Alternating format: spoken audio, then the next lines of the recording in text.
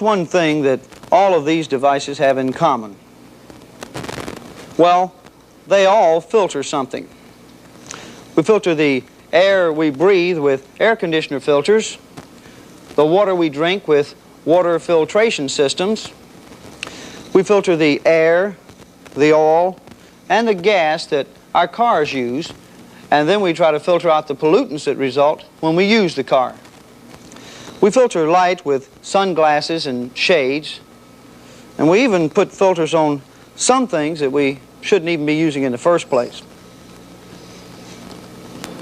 As a matter of fact, you name it, and I'll bet you that somebody's thought of a way to filter it. We use a lot of filters in electronics too, and all of them basically serve the same purpose as the other filters we've been talking about. They pass what we want to pass and reject everything else. Electronic filters keep noise and interference out of your radio and TV sets. They allow you to listen to high-fidelity recordings in FM stereo. They make certain that a radar set electronically sees only what it's supposed to see. As a matter of fact, it's probably safe to say that there's not a single piece of electronic equipment that doesn't use a filter of some type. Basically, filters are designed to do one of four jobs. One, to pass all frequencies below a specified value and reject all those above that value. Two, to pass all frequencies above a specified value and reject all those below that value. Three, to pass a selected band of frequencies while rejecting all others. And four, to reject a selected band of frequencies while passing all others. All electronic filters fall into one of those four categories, except for a few very specialized cases. And it's made possible by these simple components: capacitors and inductors. In this lesson, we'll discuss how these components can be connected together in series to provide filtering action. In a later lesson, we'll discuss parallel filters. Before we begin, let's look at the terms we'll be using in discussing filters and define those that are new to you. This response curve shows all of them: bandpass, bandwidth, cutoff frequencies, and the attenuation bands. The bandpass, you'll recall, are those frequencies that fall within this area on the response curve, between the half power points. In this case, the bandpass is from 5 to 7 kilohertz. The bandwidth then, or the width of this band of frequencies, is 2,000 hertz, or 2 kilohertz. The cutoff frequencies are those frequencies below or above which there is no usable output from the filter. Here, below the cutoff frequency of 5 kilohertz, there's no usable output, and above the cutoff frequency of 7 kilohertz, there's no usable output. The attenuation band is used to describe all those frequencies that do not pass through the filter, all those frequencies above and below the high and the low frequency cutoff points. A basic filter circuit is the inverted L configuration, so called because it looks like an upside down or an inverted L. By plugging into the series and the shunt positions of this circuit the correct values of inductance and capacitance, and in some cases resistance, we can accomplish all four basic filtering actions. Now, in this circuit, total current will always pass through the series component. However, only part of total current passes through the shunt component, the rest going through the load impedance. The important point to note in this arrangement, though, is that the voltage felt in the output voltage, is the same as the voltage across the shunt, because they're in parallel. And the voltage across the shunt is dependent on the voltage developed by the series component, because the voltage across the shunt is equal to the total applied voltage minus the voltage drop across the series component. Thus, this circuit acts like a simple voltage divider. Now, we can easily demonstrate this basic principle of filters on our trainer. The equipment that we'll be using for our demonstration is an oscilloscope, little circuit board or trainer, and a signal generator. Now the signal generator will deliver a 10-volt signal to the trainer. We can control the frequency out of the signal generator with this knob.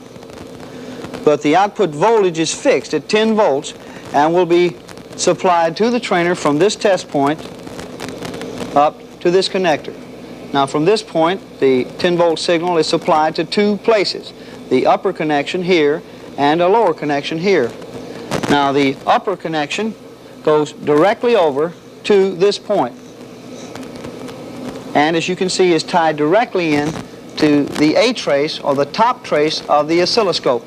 Now this shows or displays the output from the signal generator at all times, the top trace of the scope, and is connected with this connector to this point. Now the middle connector here is used to provide a synchronization voltage for our oscilloscope, which as you can see we need. I'll just plug that back in.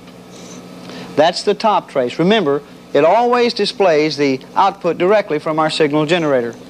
Now the lower connection here, this is where we'll connect our filter components. The series component here, the shunt component here. We'll take our output across the shunt component and it will be displayed on the B trace or the lower trace of our oscilloscope. Now as you can see, we have no output at this time because of course we have no components plugged into our filter circuit. Notice also that the oscilloscope, a little trainer, and the signal generator are all grounded together. To show how a simple voltage divider can provide filtering, we'll use two variable resistors, just like this one. Now you'll note that this is nothing more than a variable resistor that I've connected with a couple of test leads so that I can plug it directly into my trainer for use during the demonstration. Now we'll put one here in the series position and one here in the shunt position to illustrate how the voltage dividing principle will work to affect the output voltage. Well, here I'll just plug this one in, the shunt position, like that, and there, and we'll put this one in the series position, like this. Now that audio tone that you're hearing in the background, that audio tone results because I have a loudspeaker connected to this point on the trainer. Now this is the output of our trainer, so that the tone will always indicate whatever is coming through the circuit. You'll also be able to see the output displayed on our scope, so you'll have two checks to determine the effect of our filter components on our output voltage. I think in this way you'll be able to understand the operation a little better. Now remember, the generator output, which is applied here, will go through the series component, then down through the shunt component to ground, and we'll be taking our output across the shunt component. Now first, let's set our series resistor to 0 resistance or opposition, and we'll set our shunt resistor to maximum opposition, just like that. Thus we have a short circuit here in the series position and maximum resistance here in the shunt position. Now this should give us maximum output voltage, and as you can see, it does. You can also hear the fact that we're getting our audio tone clearly through this circuit now. We have 10 volts in our input, 10 volts directly from the signal generator, and we also now have 10 volts in our output. So we can conclude that to have maximum output voltage requires minimum series opposition and maximum shunt opposition. Now let's set our series resistor to its maximum position and the shunt to its minimum position. Now, as you can see, we have no output at all, and you can also notice by the fact that we have no audio tone that there is 0 output. We have all our voltage now being dropped across the series component. Our conclusion is then that to have minimum output voltage requires maximum series opposition and minimum shunt opposition. This is what we want our filter to accomplish. For those frequencies we want to pass through the filter and on to the output, say 500 hertz, we'll want the shunt opposition to be maximum, like this, and the series opposition to be minimum, like this. Thus, this frequency, 500 hertz, will pass through the filter and on to the output. Now, for those frequencies we want to reject and not allow to pass through the filter, say 700 hertz, we'll want the series opposition to be maximum, like that, and the shunt opposition to be minimum. Thus, this frequency, 700 hertz, is now being rejected. The voltage dividing principle works. We can pass or reject specific frequencies, but since resistors are not frequency sensitive devices, this system is not very practical, is it? The circuit is now rejecting 700 hertz all right, but it's also rejecting all other frequencies as well. If we set it to pass one frequency, say 500 hertz, by selecting maximum shunt opposition and minimum series opposition, like this, well, it not only passes the frequency we want to pass, it passes every other frequency as well. What we need in our filter circuit then are components that will react automatically to input frequency changes by adjusting their own oppositions and thus altering the output voltage. In other words, we need frequency sensitive components. Inductors and capacitors fit this need. They are frequency sensitive. X sub L, inductive reactance, is the opposition an inductor offers to current. At a low frequency, the inductive reactance is small. At a high frequency, it's large. X sub C, or capacitive reactance, is the opposition a capacitor offers to current. At a low frequency, it's high. At a high frequency, it's low. By plugging these two components into our circuit, we can meet the requirement for frequency-sensitive components to operate the filter. The first filter action we will demonstrate is the passing of low frequencies and the rejecting of high frequencies. In other words, we'll have a low-pass filter. Now, from what we've previously established, in order for our circuit to pass low frequencies, the series opposition must be low at the low frequencies. The inductor, then, must be our choice for the series component, because at low frequencies, its opposition is low.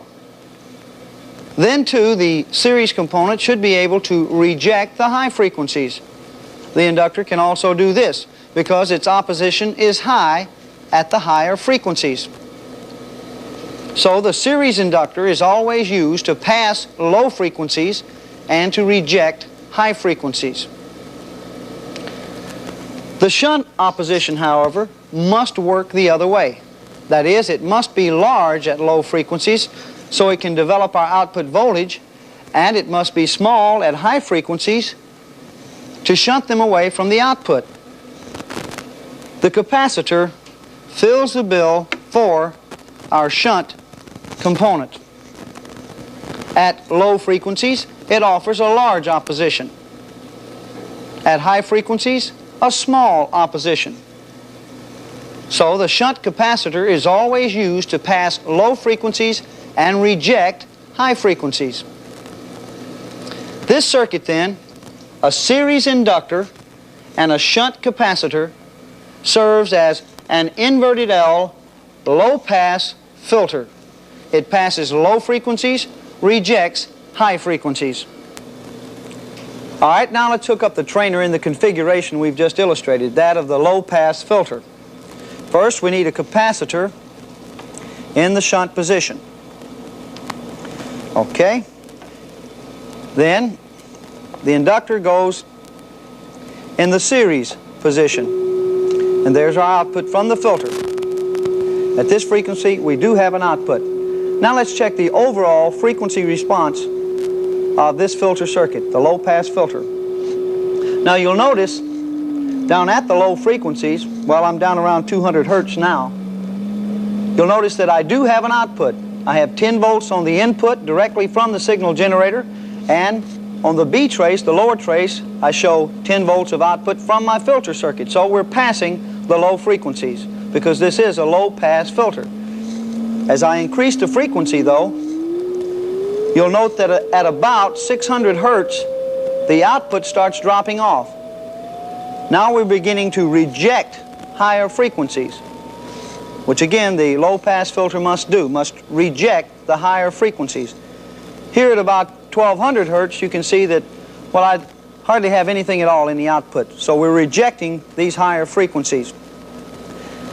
With a 10 Henry inductor and a 0.01 microfarad capacitor as my filter components, I'm passing all frequencies from, well, about 1 hertz on up to about 600 hertz, on up to about this point. But those frequencies above 600 hertz are not getting through. They're being rejected by our filter circuit. Plotted on a graph, the output voltage looks like this.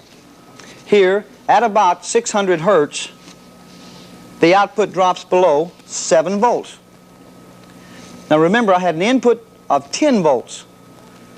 So anything in the output less than 0.707 of this 10 volt value, or in other words about 7 volts, is not considered usable output from this filter. However, this is not true in all cases. Actually, the output voltage from the filter is still considered usable if it operates the load device.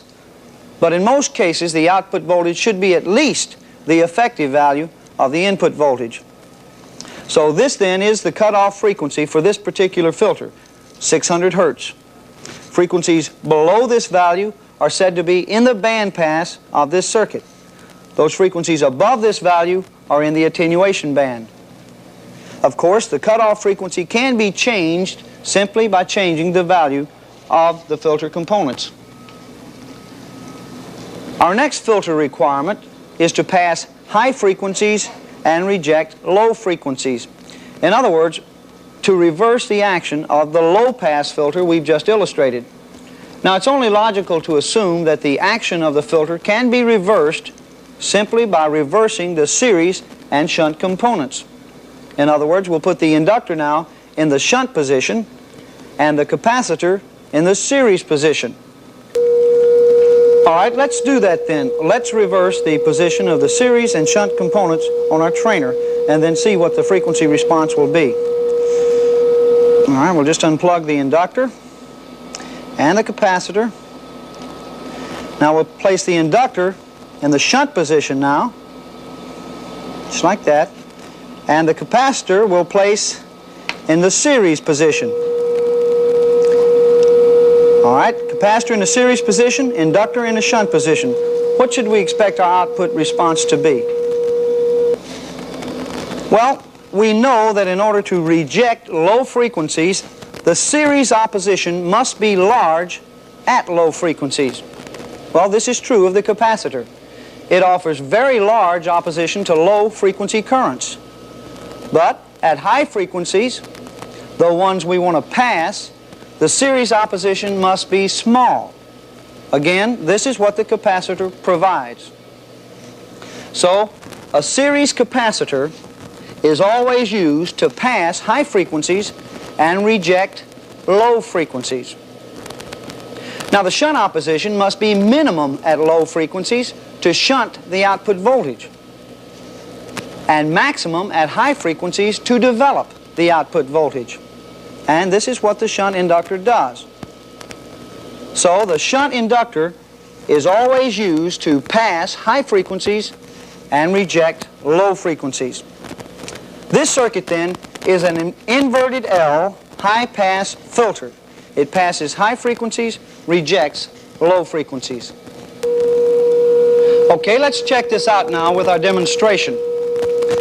Now, as I vary the input frequency from a low of about, let's say 200 hertz, you can see that nothing much below, well, about 600 hertz, which is at this point, is getting through our filter. Frequencies above 600 hertz are passing through, though.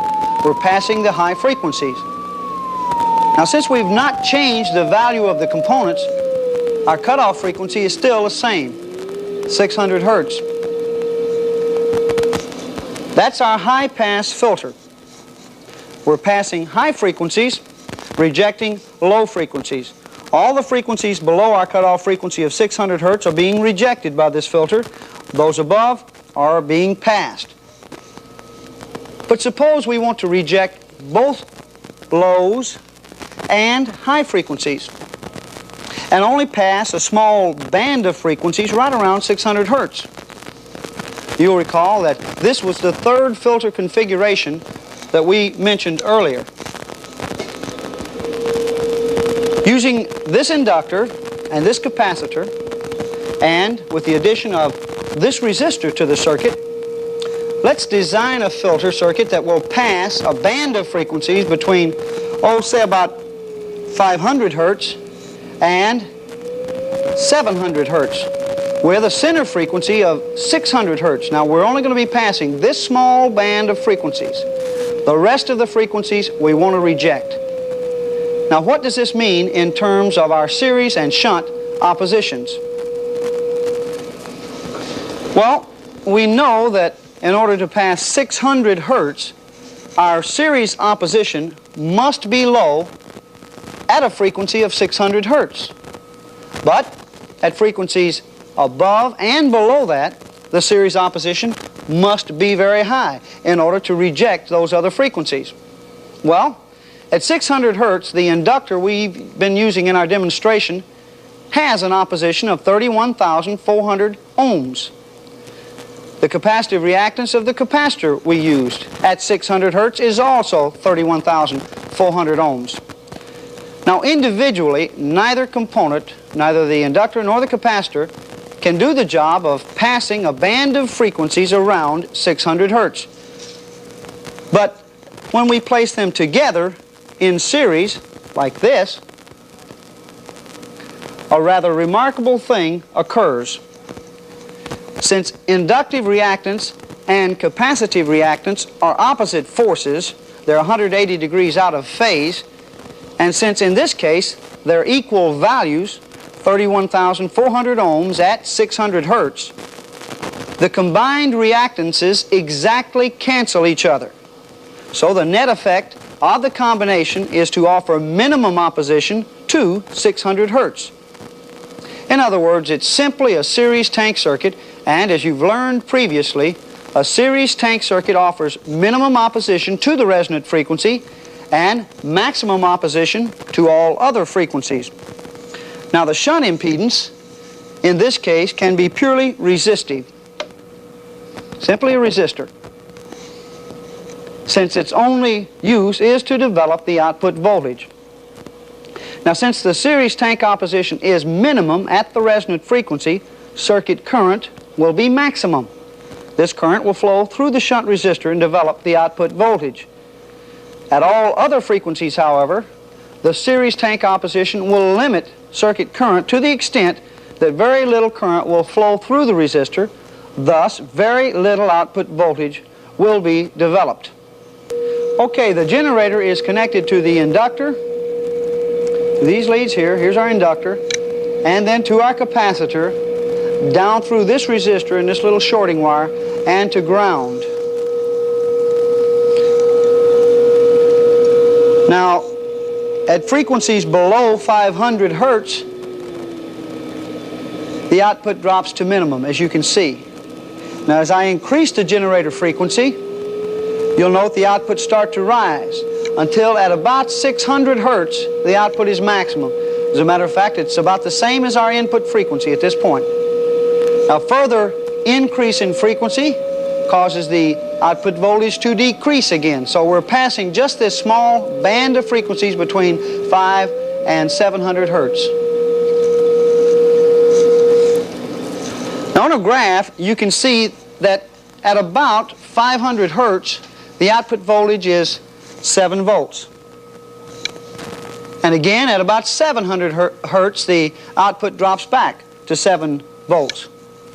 So in between these two frequencies, we have usable output from the filter between 5 and 700 hertz. So 500 hertz and 700 hertz are the cutoff frequencies, and the band pass of this filter is 500 to 700 hertz. The bandwidth is 200 hertz. These frequencies are in the band pass of this filter. All those above and below the cutoff frequencies are in the attenuation band. Now, earlier we found that we could make a low-pass filter perform as a high-pass filter simply by reversing the position of the series and shunt components. Well, the same thing is true of this band-pass filter. By reversing the components, as we've done, we can cause the circuit to now reject a band of frequencies and pass all others. In other words, it becomes a band reject filter. Let's see how. Okay, we simply put the resistor in the series position.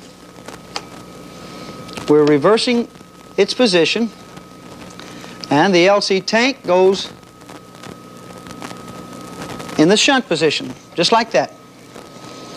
Now, the series component, the resistor, has no effect on the input frequency because it's not a frequency-sensitive component. However, the shunt component, the LC tank, is frequency-sensitive. Remember, at the resonant frequency, the tank circuit's opposition is minimum. Now, if we have minimum opposition, then we'll have maximum current flow, and this same current must flow through the series component. Thus, the series component, the resistor, will develop a maximum voltage drop. Now, with maximum voltage dropped here, then we must have minimum voltage dropped across the tank. This means, of course, that the output voltage is also minimum because they're in parallel. We're still dividing the voltage. Now remember, at resonance, maximum voltage is developed by the series component, the resistor.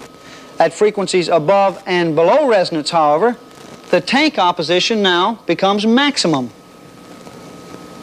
Now, if the tank opposition is maximum, it then will develop the maximum voltage drop across it. So at frequencies off resonance, the output voltage will be maximum.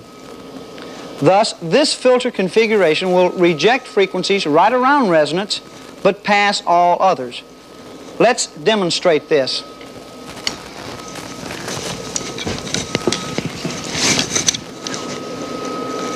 The output of the generator is connected to the resistor and through this little shorting wire. This is our series component. Then our shunt component, the inductor and the capacitor, and then on down to ground. The output is taken across the shunt component, which in this case is the tank circuit. All right, at frequencies below about 500 hertz, the output from the filter is maximum. However, when we approach 600 hertz, the output drops off to practically nothing. Above 600 hertz, though, the output rises to maximum again. This filter, then, the band reject filter, is now rejecting a band of frequencies around 600 hertz, but passing all others. The graph of output voltage shows that this filter rejects frequencies from 500 to 700 hertz, but it passes all others, those below 500 hertz and those above 700 hertz. The cutoff frequencies are here, 500 and 700 hertz. Those frequencies from 0 to 500 hertz and from 700 hertz on up are in the band pass, and those frequencies between 500 and 700 hertz are in the attenuation band. All right, that's our basic filters. Remember, a low-pass filter is designed to pass low frequencies, reject high frequencies. The L-section filter uses a series inductor and a shunt capacitor. A high-pass filter is made by simply reversing the position of the series and shunt components. Now the high frequencies are passed and the low frequencies are rejected. A band-pass filter used a series tank circuit and a shunt resistor to pass a selected band of frequencies and reject all others. A band reject filter rejected a band of frequencies while passing all others. This was accomplished by reversing the position of the series and shunt components of the band-pass filter. The resistor became the series component and the tank the shunt component. Now in this lesson we've discussed how series LC filters are nothing more than simple arrangements of the components in the series and shunt configurations. In our next lesson we'll discuss how parallel LC tanks can be used to accomplish the same filtering actions.